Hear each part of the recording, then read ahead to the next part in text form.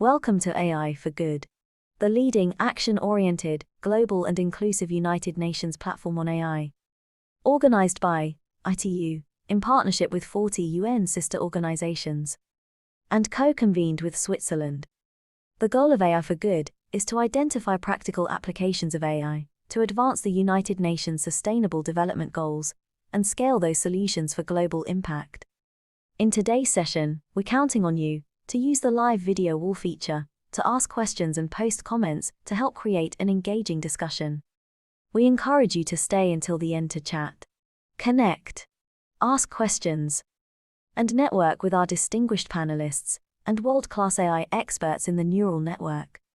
It is now time to kick off the session and welcome our first speaker. The floor is yours.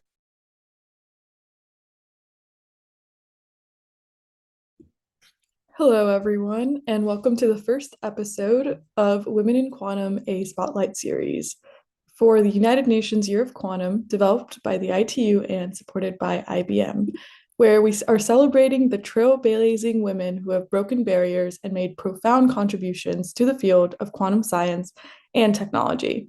During the series, we're going to be talking to women from diverse career pathways and roles who have really shaped and are continuing to shape this exciting industry.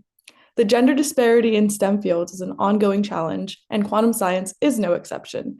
28% of the workforce in physics, with the number dropping even further in certain subfields, are women, and only 25% of professionals in computer science and only 17% of professionals in computer engineering are women. These numbers highlight the need for greater representation and visibility, and the stories of women who are breaking barriers in quantum science are essential to inspire the next generation of female leaders. And the series is not just about acknowledging the gaps, but also about showing the countless possibilities that quantum offers for people in science, technology, and engineering. From researchers and educators to entrepreneurs and engineers, women are excelling in roles that have long been underrepresented, and our goal is to shed a light on these diverse career pathways and trailblazers who have built them. And so, without further ado, I'd like to hand the mic to our panelists, starting off with Dia to introduce themselves. So hello everyone. It's a pleasure to be here today. Thank you, Sanskriti, for the wonderful introduction. I'm Dia. I'm the UK Ambassador and Global Lead for Outreach at Girls in Quantum, and we're a non-profit organisation that aims to democratise quantum education, particularly bridging gaps such as the gender gap, which we've already discussed is a really big concern as of now, but also gaps such as language barriers, socioeconomic barriers, and we do this all through the power of the enthusiasm of youth. So I'm really looking forward to today's panel and sharing all about our journey and hearing from our other esteemed panelists. Awesome. We're so excited to have you. And then I'll hand the mic off to Stacy. Thanks, Sanskriti. I'm Stacy Jeffrey, and I'm a researcher at CWI in Amsterdam, which is a national research center for mathematics and computer science. And there I'm part of a research group called QSoft. And I've also been a professor at the University of Amsterdam 1 day a week since a couple of years ago. My research is in quantum algorithms and other applications of quantum computers, and also understanding models of quantum computation in general. And a few years ago, in I guess 2019 or 2020, I co-founded Wicked, Women in Quantum Development, with Julia Kramer.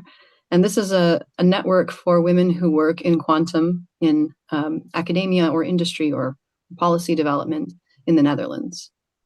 And I'm really excited to be here today. Awesome. And last but not least, Sarah, if you'd like to take the floor. Great. Thank you, Sanskriti. Yes, I'm Sarah Sheldon. I'm a principal research scientist and a senior manager at IBM in our quantum computing group. I manage a team of people that works on basically what are we going to use quantum computers for, applications of quantum computing, and ultimately trying to find those problems that are going to be good candidates for quantum to solve. I've been at IBM for 11 years now. So I've worked on everything from calibrating gates to verifying noise on our device, characterizing our systems, and large-scale demonstrations on our hardware. And I'm also very excited to be included in this panel and part of the discussion today. Awesome. So my first question is to all of you guys, which is what drew you into wanting to do quantum computing? And if there was a moment where you felt like this is what I want to do with my life.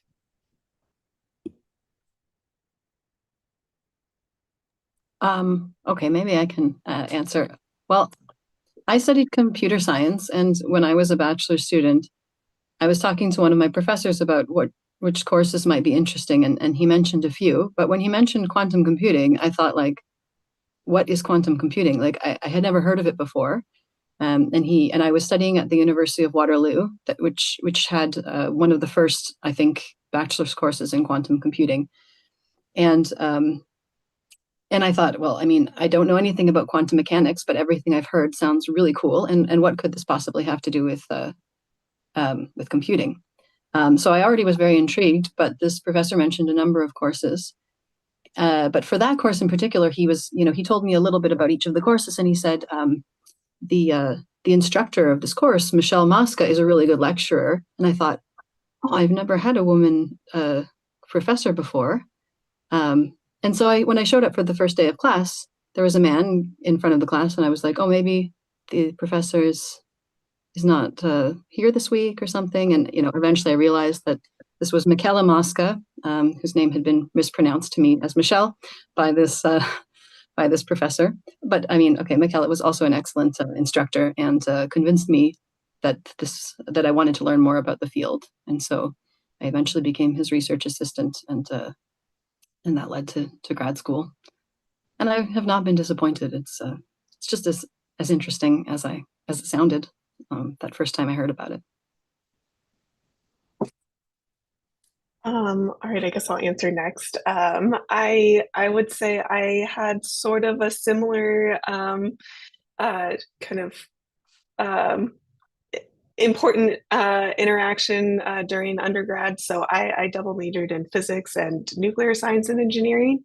And I loved physics, but I wanted also that practical aspect of working towards something that would be useful ultimately. And in undergrad, I think I got to the quantum physics classes, and that was when I thought, like, oh, I'm really doing something cool now. This is something brand new to me. And looking for a thesis advisor for actually my nuclear science and engineering degree, ended up working with a professor who was working on quantum control techniques using NMR, and kind of told him, quantum was my favorite class, and he was like, why don't you come work for me?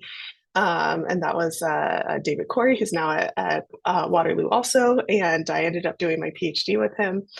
And really kind of just went from there in having a natural segue into IBM, because I had studied things that were very relevant for how do we calibrate gates in our superconducting qubit system, even though it's very different from what we had worked on in grad school.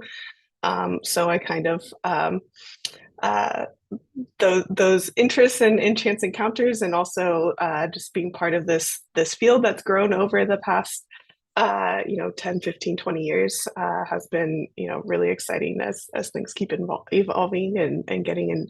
There's always something new to work on, which is one of the things that I love about quantum.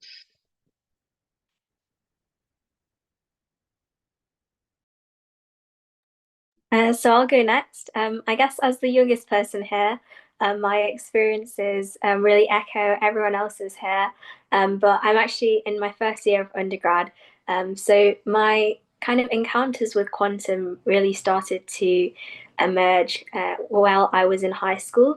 And I was always really interested in science, technology, and I was just really looking for what's the next big thing. So AI had all this buzz, and I've also really been interested in physics for a really long time. So I wanted to look for an opportunity that allowed me to dive deep into all these avenues that I'm interested in. And in my year 11 summer, I came across books that maybe you've heard of, such as In Search of Schrodinger's Cat and Computing with Quantum Cats. And both of those books served as a kind of gateway into quantum computing. I was really fascinated by the potential of it. And from there, I decided to dive in a little bit deeper with a few courses. And I also got to know about Girls in Quantum. And from there, it's just kind of been a snowball effect. Every single experience I've had has just further fueled my passion. And I am so excited for the future of quantum. And I'm so excited to experience this journey with so many other passionate women. Yeah. Awesome. I feel like all of your answers highlighted the importance of mentorship and community, which all of you have also worked to create. So I'm going to throw it back to Dia with a question about Girls in Quantum. So you guys have reached over 20,000 students globally and introduced them to quantum computing. How did your group manage to create such a scalable platform for quantum education, especially when you also are just getting started, like you said, as a first-year undergrad in college? So I think we had really humble beginnings. We just kind of posted a few infographics on Instagram. But like you said, I think one of the advantages of our organization is that it's by young people for young people. And the way I was actually introduced to this organization was reading a few snippets about Lisa and looking at a few of her interviews. And I was so inspired by her passion and her drive that I wanted to do the same. And I think that really resonates with a global community, being inspired by people just like you. So we keep all our resources free and accessible, and we really try to cater our science communication to the younger generation through our Instagram posts. We post blogs, we post interviews, and we keep it lighthearted but really informative as well. And I think that's what has made our platform so scalable, that accessibility, because of course quantum, some of the time it appears as quite an intimidating topic, that people feel, oh, that's a really scary word, perhaps I don't want to get involved with quantum. But through our platform, we've been able to inspire a lot of people, and that is just amazing. We are so proud of all the growth we've experienced, and we're hoping that in the couple of years in the future, we will continue that growth. Amazing. And then Stacey, you founded a similar community with Wicked. What's been the most rewarding part of Wicked for you, and what are your long-term goals to drive systemic change in how women are integrated into quantum development? Yeah, I think so I co-founded Wicked already like 5 years ago. And I think maybe the most rewarding thing for me has been seeing it take off without me, because an important principle that my co-founder Yulia and I started with Wicked is that we didn't want to make a make work project for all of the women in quantum computing in the Netherlands that would, be built on the work, like on some additional burden that everyone has to carry. It was important for us that we would make an organization that would at least to some extent run itself. And so we did get some pushback against this, like when we first tried to raise money to hire paid people to run the organization. We heard, oh, well, why don't you just get volunteers? Why don't you just organize it a bit yourselves? And I mean, there's a lot of volunteers involved in Wicked, absolutely. But we really, it's grown to the professional organization that it is, because we made the amazing decision to hire Judith Krukels, who's now, I guess, the kind of she runs Wicked, and she oversees a team of staff, and in addition to many community volunteers. And so I'm now involved in an advisory role, and I love to just be walking at the university or some university in the Netherlands and see a poster for a Wicked event that I didn't even know about, and just think, oh, that's a really cool idea for an event. I never would have thought of that myself. So I have loved seeing Wicked take off as its own thing, that is like the culmination of many people's work and ideas. And as for the long-term goals of Wicked, we're currently looking to expand to support other underrepresented groups, because we feel that there's a lot of work that really needs to be done, and a lot of it overlaps with what we're doing anyway. So that's something that we're excited about for the future. Awesome. And then Sarah, in your leadership role at IBM Quantum, you've gotten the opportunity to mentor a variety of researchers and developers as well. How do you approach mentorship in a field as complex as quantum that's rapidly changing? And what advice would you have for young women who want to contribute at an industry level to this cutting edge research, but feel uncertain about where to start? Yeah, thanks for the question. I think I have certainly benefited from mentorship throughout my career, having had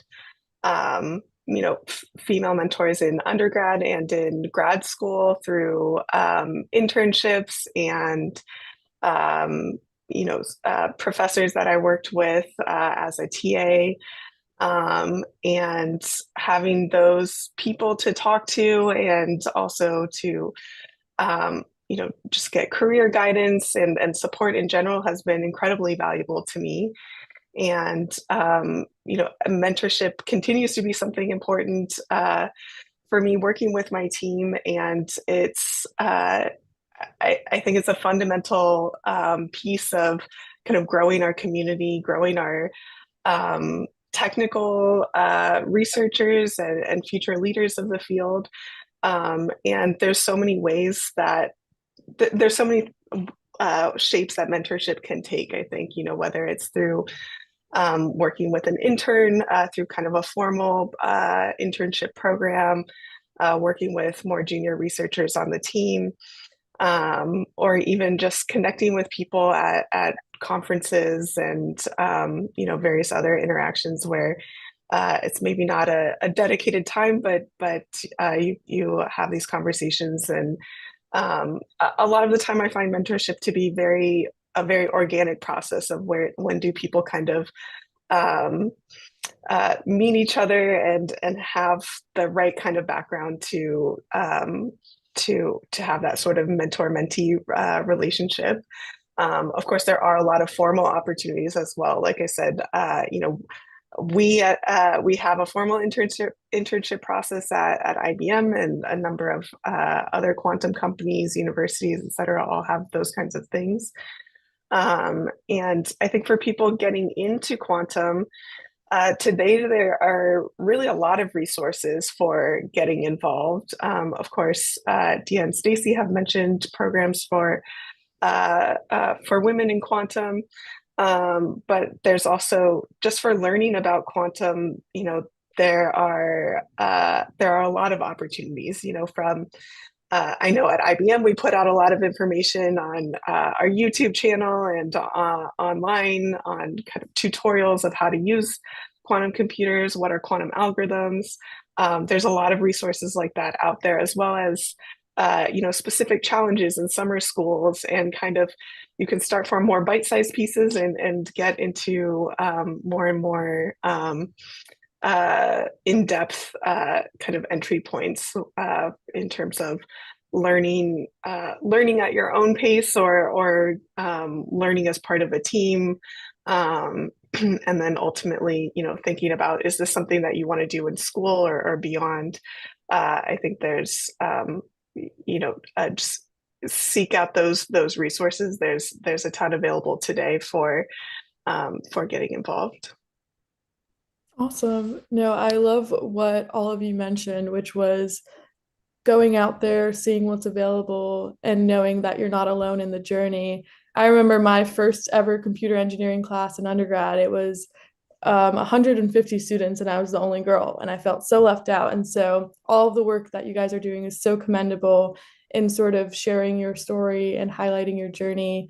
And my hope is that this webinar will inspire someone to get started with quantum or whatever technical field that they would like to explore. And so you guys are all leading different facets of the quantum ecosystem right now, whether it's industry, research, and education.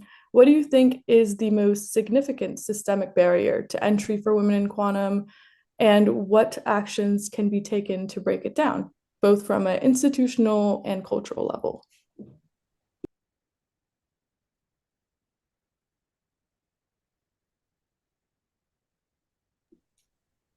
Thea, would you like to get started with that, with the work that Girls in Quantum does? Yeah, sure. So I guess that is a really multifaceted question in the sense that it's quite hard to kind of pinpoint a single factor that kind of determines why we have the barriers we currently have in STEM industries.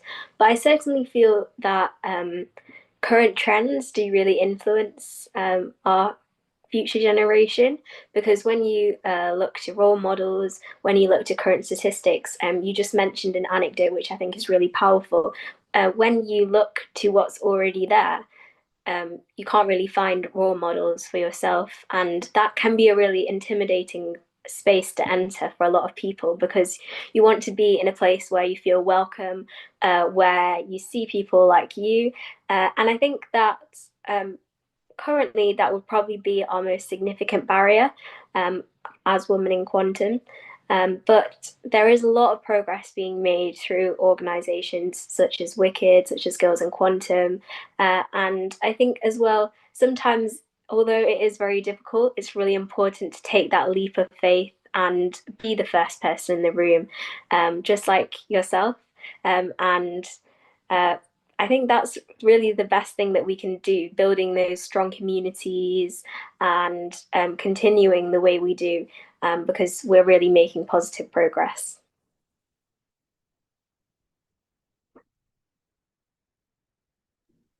Yeah, maybe I'll add, like, I think, I think as Dia said, it's difficult to sort of pin down, especially a systemic issue. But I think that it's also like it's multifaceted in the sense that it's different for different people. And if you look at like when you consider people at the intersections of different groups, and not only women, but there's not an equal opportunity to education generally. And I think this is also like a part of the issue for who has access to these kinds of fields that require a lot of technical education.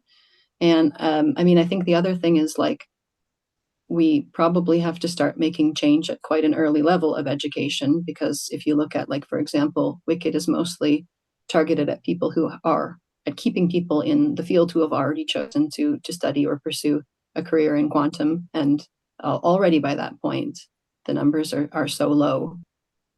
Even if everybody stays around, this doesn't totally fix the problem. And we can also see that, maybe we're much more likely to have the women who happen to have a parent who already was a scientist or something like that, or who already had a lot of opportunities. That makes a lot of sense. And to follow up on that, Stacey, what have you found to be the most effective ways to empower women in this field? Yeah, I mean, it's difficult to say. Like, I'm not an expert in DEI or in what really works. At Wicked, we've sort of always taken the perspective that that you can do a lot of good just by bringing women together to support and empower each other. And like, this is related to what Dia was saying. Like, there aren't if there aren't a lot of women around, then it's really difficult. You can feel very alone. So for example, when we were coming up with the idea of Wicked, Yulia and I were thinking about how, like, we both studied at universities, like we did our doctorates at universities where there was quite a large quantum group, and therefore there were a lot of people, and so there were some women. So we did have some support networks, including women. But for people who are in a smaller lab, if they're the only women in their lab, that could be quite isolating. So I think that bringing women together from, for example, in the Netherlands is a small country, so it's relatively easy to bring together the women from the whole country. And then we have quite a sizable group. And our hope is that by having this network, people can organically make their own relationships. I mean, it's not, of course, the case that you just can match up two women and they'll hit it off, right? We're all different. And but if there's a big group of us, it's more likely that you'll find a few people that you hit it off with, and maybe you'll start a little WhatsApp group of people to ping with your problems as they come up, or if you need advice about something. And we think this is really important, and our experience seems to have borne out that this is important for a lot of people. No, that's really insightful. And I loved, again, how you highlighted that community building aspect. It seems so important when you're pursuing a new field, regardless of your background. So very exciting. And then, Sarah, you've had involvement in the quantum field across the stack, from experimental to theoretical to applications. What do you think are the most urgent problems that need to be solved to make quantum computing scalable in general, technically? And then how can diverse perspectives, especially those of women, be key in finding those solutions? That's a couple big questions in there. There's obviously some really fun challenges to work on in quantum, from the all aspects of the technical side. Of course, in scaling, we're always trying to make things bigger and higher quality. We're focusing on how do you build scalable systems that are going to be capable of doing things like error correction in the future. So there are challenges that require expertise from a variety of fields, even just on a hardware perspective, understanding quantum systems, designing devices, material science, packaging, microwave engineering. There's all of these different aspects. And then on the application side, what are really good candidate problems for quantum computing? Where will we actually have an advantage in using a quantum computer over classical? And that requires expertise in these application areas like chemistry, condensed matter physics, hydrogen physics, and in the industries that will actually use quantum computers. So I think we've seen that our field, as it has grown, even just thinking about us as quantum researchers, we start to have more community for women. But when we think about this whole community of who will touch quantum computing, that's even broader, right? So I think in terms of how does diversity help, there's just all of these different experiences and expertise that is important for quantum. It's a super interdisciplinary field, right? And even people who are working on our superconducting qubits hardware are coming from labs that have done totally different things. I did NMR in my PhD, and that's from a technical perspective, but obviously having more viewpoints on how are we going to use these systems, and making sure we're identifying talent across like the whole spectrum, and not leaving out anybody who really is going to have a voice and ability to contribute is super important. So I think there's a lot of opportunity there, really across the board. No, I love that. And I think that is a misconception that you've just cleared about quantum. Because I remember when I was starting off, I was like, oh, you'd probably have to be like a physicist or come from a really strong quantum background to pursue this field. And I feel like there's so many different people in quantum, including in the humanities and design and marketing. And so, as a follow-up to Stacy and Dia, as we are thinking about quantum for good, or quantum for solving problems, how can we foster this culture of collaboration and interdisciplinary thinking, especially because quantum computing can be such an intimidating field for so many? So I guess I'll kick things off.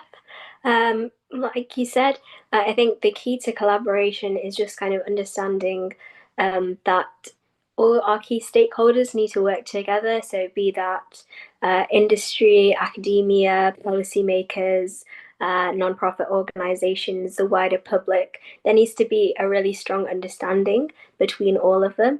And I think events such as the International Year of Quantum really highlight that and exemplify it, because we are bringing a lot of awareness to the wider public, but we're also providing a platform for scientists to really share their work and engage with policymakers, and things such as quantum strategies that have been kind of created by a lot of countries showcase that we do have an understanding that there is a lot of potential in quantum. So that collaboration is already kind of happening. But at the same time, we need to keep up that international collaboration. Of course, when it comes to any emerging technology, there may be fears around how this technology could potentially be used as a threat and how it could compromise national security. So, of course, there is a little bit of a sense of a quantum war between nations that might occur at some point.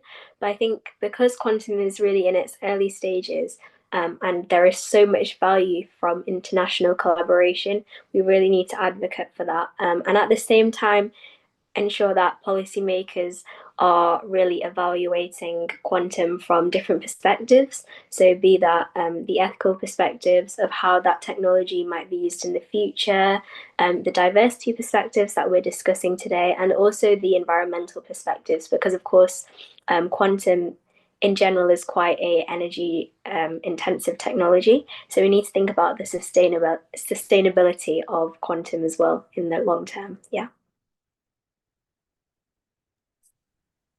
Yeah, so I agree. I think that really like collaboration is key for sure, and it can be very difficult to communicate across like the really different groups and expertise that are necessary. But I think another thing is, you know, quantum computing. It's come up several times that quantum computing can be intimidating. But the thing is, like, quantum computing is hard, and I think there's nothing wrong with that. I mean, part of it is like it's becoming more and more understood, and as we understand it better, the next step is maybe to like figure out how to teach it more. But I mean, I also think, like, you know, some people maybe don't want to say like, oh well, quantum computing is just really hard. But I think that that's the truth, and I also think like the most important step for me personally as a mathematician was to get comfortable with not understanding something. And once I realized that the normal state when you learn, like your normal state when you encounter a new mathematical concept is that it doesn't make any sense, but that doesn't mean that you won't understand it after you sit with it for a while and you work with it for a while. Well, now, I mean, I'm no longer afraid of that feeling. And I think that's a very important thing that we should communicate to people who are joining the field, is that it's actually completely normal and fine if you don't understand a lot of stuff. I mean, I've now been working in this field for like more than a decade, and there's still a ton of stuff that I don't understand, but I understand a lot of stuff really well now.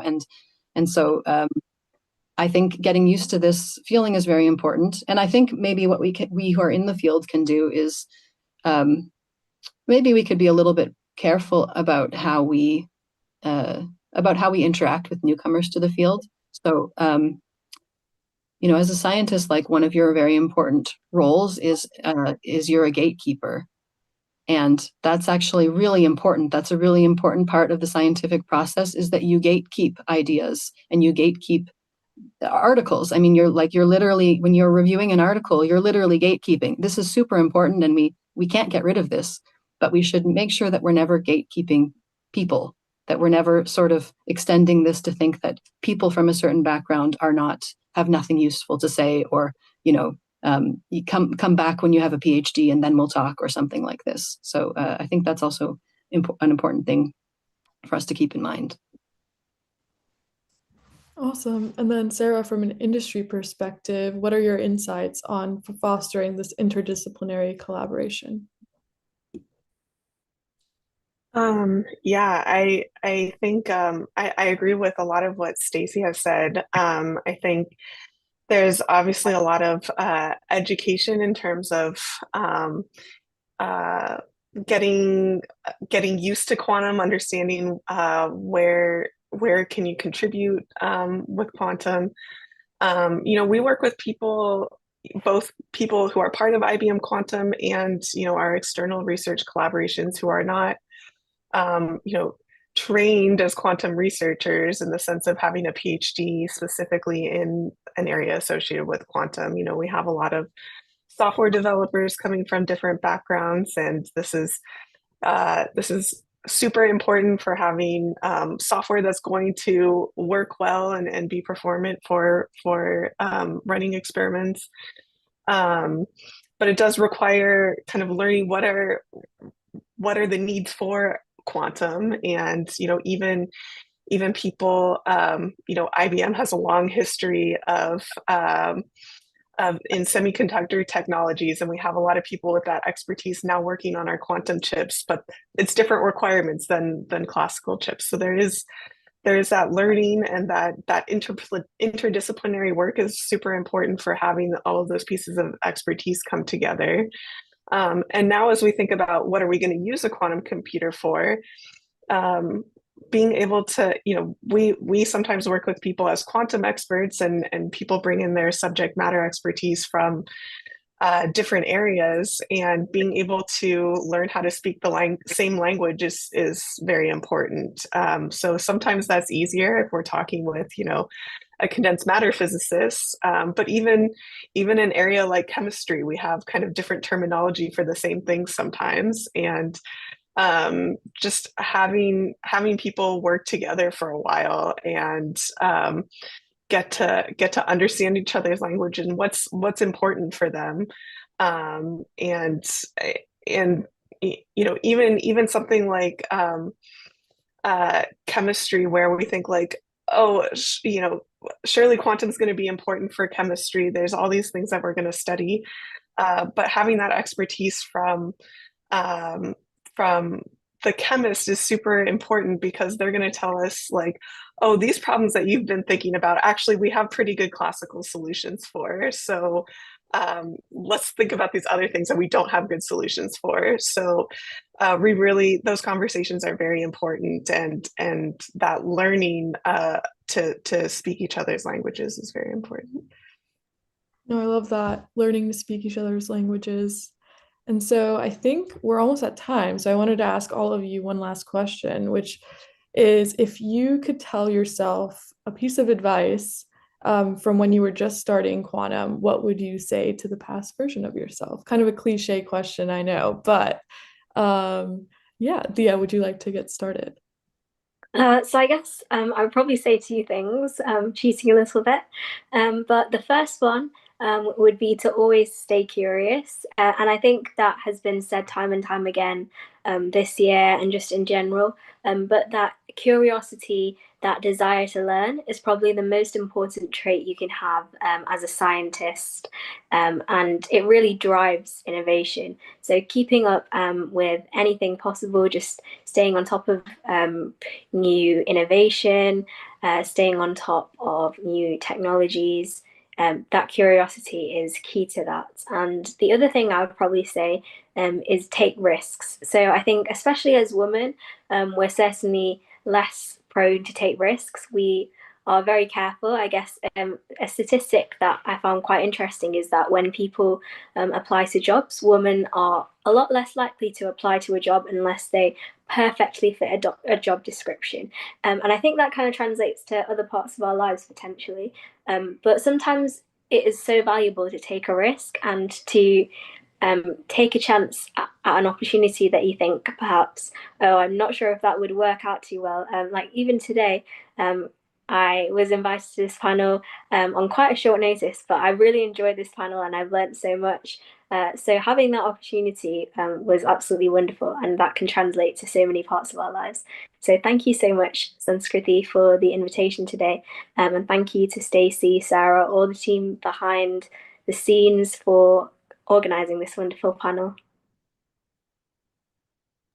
We're so excited that we were able to have you, Dia. Thank you. Very well put.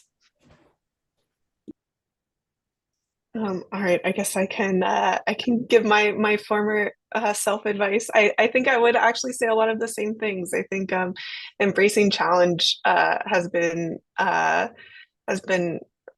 important for my career, and I think that alongside of kind of taking risks, this is a field that's rapidly evolving, and I think it applies to quantum, but it applies to your work in general, or career and life in general.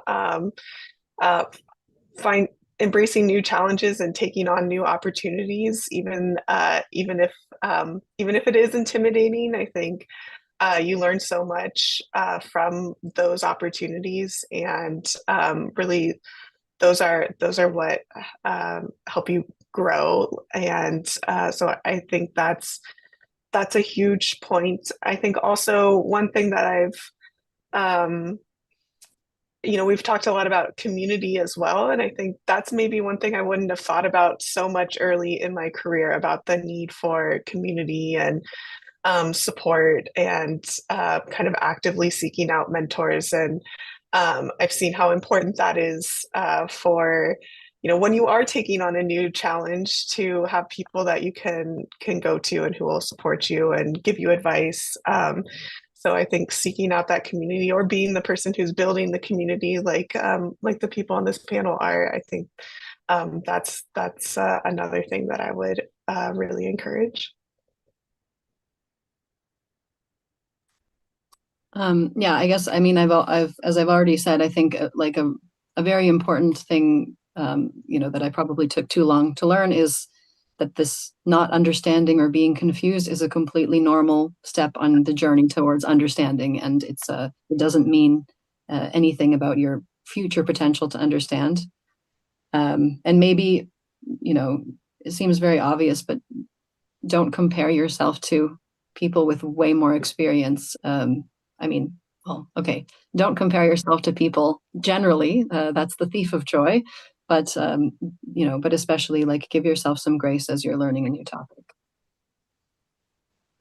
I love that. No. So I see themes of being curious, being comfortable with the uncomfortable, and not being afraid to reach out for help, because there will be people like you. Wow. What amazing insights for our first episode. I am so excited for our viewers to see this and to hear from the plethora of knowledge all of you guys have from your different perspectives. So thank you again for joining me. I really appreciate your participation, as well as all of the work that you all are doing to shape this amazing industry. So with that, that concludes our first episode of Women in Quantum, a Spotlight series. And yeah, thank you again to our panelists. Thanks a lot for organizing. Yeah, thank you. Thank you so much.